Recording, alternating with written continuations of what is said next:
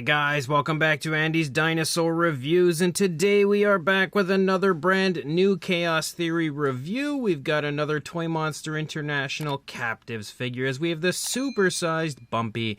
These have begun hitting Walmarts across the United States. I came across some of the supersized eggs. I was able to grab myself Bumpy, as you can see, and she is absolutely awesome.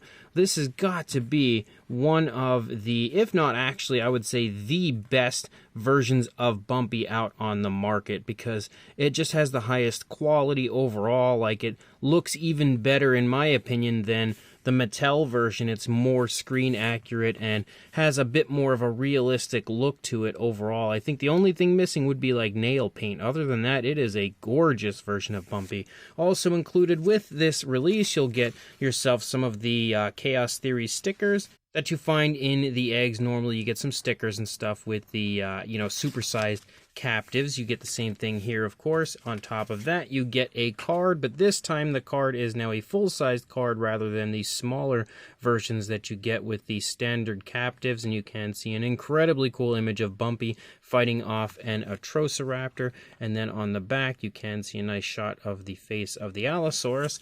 And on top of that, you also, of course, have the little kind of like booklet that tells you everything that is included in this line. If we can get this open, and you can see, as far as the supersized figures go, there is a Tyrannosaurus Rex, a newly sculpted, as far as the head goes, T-Rex. You've also got Bumpy, and then the Pyroraptor. The Pyroraptor, I'm still up in the air about as far as whether that one has anything new to it compared to the Dominion version.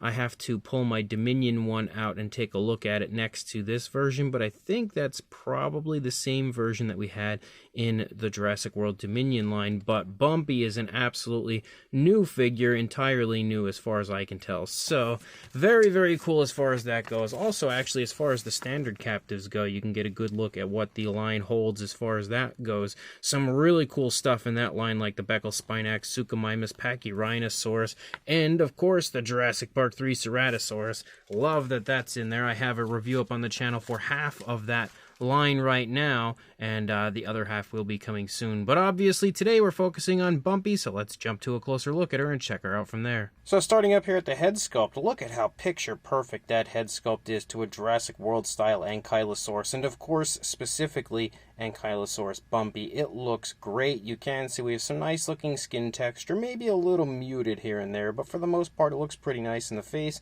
We've obviously got those classic Bumpy blues. We've also got some browns for the lower half of Bumpy, and a nice dark wash at play through the course of the entire figure. You can even see it up here on the top of the head of Bumpy.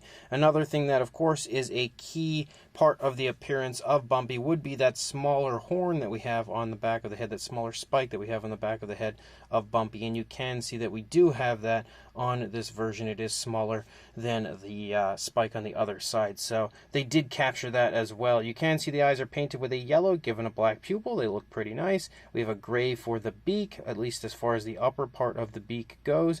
The spikes are also painted with a gray. As you move back here into the neck of Bumpy, as far as these figures go, they are pop and lock, so you can technically kind of articulate Bumpy so that you can give her a nice little head tilt, an adorable look as far as that goes, because you slide this piece in, as you can see, and then you can swivel it, so it kind of has articulation. But as you continue to move along, you continue to see again the nice bluish tones, the nice dark wash here on the back of Bumpy. And all of the armored kind of spikes moving along the back of Bumpy are sculpted out and painted. You can see they're painted with a light grayish tone. They as well include a dark wash, specifically here on the side spikes here of Bumpy. You can see that dark gray wash here, you know, really shining out the detail of the figure. You can also see again the nice armored skin texture here on the back of Bumpy. Looks pretty nice. As you lead down here into the side, you see more of the blues leading down into the legs on both the front and rear legs, as well as the upper part of the side of the dinosaur.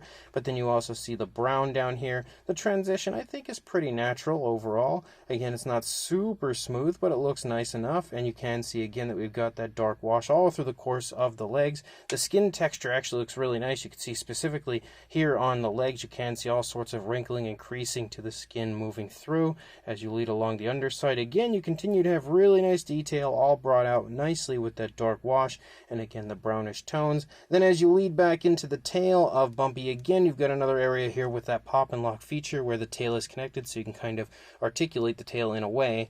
But as you lead out, you can see the tail has a nice turn to it, making it look like Bumpy is either just walking and swinging her tail, or maybe defending herself. I'm not entirely sure, but as you lead out, you can see the curve looks quite nice. You've also got the bluish tones, of course, moving out. The spikes, again, painted here, moving along the side of the tail. And then you lead out to the club tail. The club tail does feature some nice detailing to it, as well as, again, a grayish tone with a dark wash. And then as you move down here to the underside, that as well has, again, the same paintwork. And then, of course, you're going to see almost the same thing over here on the opposing side, because for the most part, Bumpy is just kind of standing there, again, making it look like she's defending herself potentially. Or, of course, maybe she's just stopped and she's looking around and, again, waving her tail a little bit. But either way, she is absolutely awesome. This has definitely got to be one of my favorite supersized figures so far.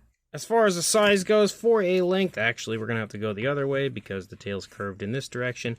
For a length, you are looking at just a hair under 5 3/4 inches, or around 14.5 centimeters. Now I just made her do a barrel roll because she got stuck to the tape measure there. But as far as the height goes, just a little over 2 inches, or heading toward 5.5 centimeters, but not quite there. So maybe, yeah, approaching 2 1/4 inches, but not quite. But as far as the size comparison goes, there is Mr. Papo T-Rex, the Attack Pack Ankylosaurus, Robert Muldoon, and the Collect A human being next to our Ankylosaurus Bumpy from Toymonster International. And you can see it's pretty much in the size range you would expect for one of these supersized Captivz. It is just a little bit smaller, as you can see, than the Ankylosaurus right there.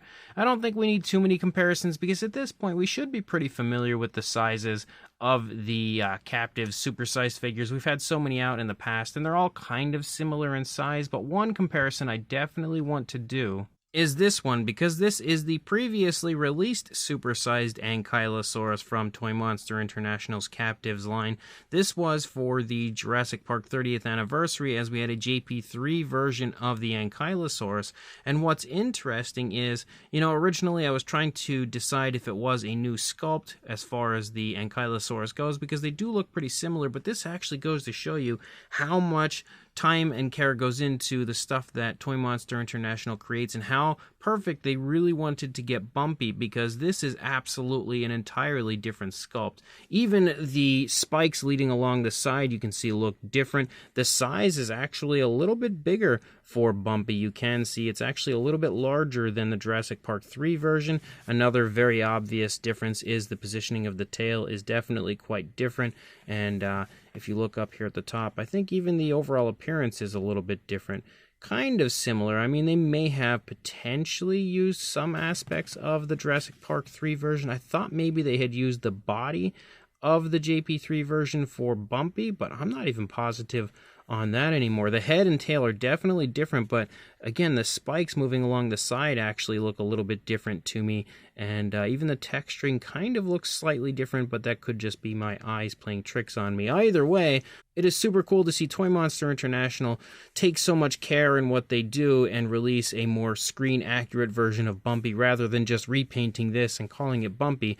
They went ahead and gave us a different version of the Ankylosaurus as a whole. So this brand new Toymonster International Captivz supersized Bumpy is awesome, if you ask me. It is definitely my favorite Bumpy on the market right now as far as mass-produced figures go. I feel like this one is a must-have if you are a fan of Bumpy, and you really need to get out there and find this one. My local Walmart, oddly enough, was actually clearancing out the supersized eggs. I don't know why.